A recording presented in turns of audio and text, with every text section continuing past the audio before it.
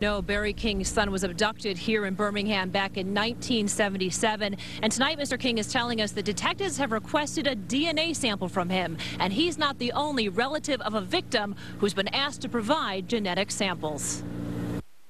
They called on me Friday and asked me to give a DNA sample. Barry King has been waging a very public war on prosecutors and police, demanding answers in the decades-old unsolved Oakland County Child Killer case. King's 11-year-old son Timmy was the last of 4 vicious child abductions and murders between 1976 and 1977. Barry King sued the Michigan State Police and Oakland County prosecutor Jessica Cooper, requesting they release documents related to a possible suspect in the case who the Kings uncovered, named Christopher Bush. Now Mr. King has learned new detectives are on the case. Investigators from the Oakland County Sheriff's Department have teamed up with the Michigan State Police, and they want a genetic sample from Mr. King. I have no objection. I'm perfectly willing to do it, obviously, but I would like them to tell me why, and I would like to have an opportunity to talk to the new investigators that have been assigned to the case also. King says he also learned last week that his Freedom of Information Act lawsuit against prosecutor Cooper was dismissed after he says the prosecutor filed a secret document with the court. Judge Potts is impressed by whatever Cooper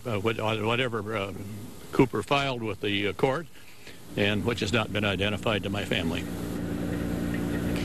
I spoke to Prosecutor Cooper. She says she believes that secret document Mr. King is referring to is an affidavit that was filed under seal with the judge, basically outlining to the judge the reasons why the prosecutor could not release information to the King family, because this is an ongoing investigation. And the prosecutor assured me that this is indeed a very active, ongoing investigation. I've also just learned that another relative of another victim has been asked to give a DNA sample.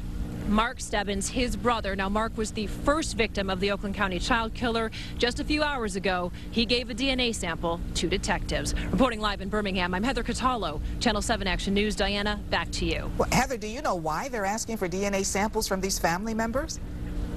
Well, it's not exactly clear, Diana. As you know, there's a lot of secrecy that surrounds this investigation, but we do know that detectives and investigators have genetic evidence in this case. We've known that for some time, so maybe they're just trying to tie up any sort of loose ends that they can and rule out anything that may have been discovered in evidence over the years, to just absolutely rule everything out. There's no way these family members are suspects, of course. I think they're just trying to get genetic samples to compare it to what they have to make sure everything is tied up. All right. Thank you, Heather.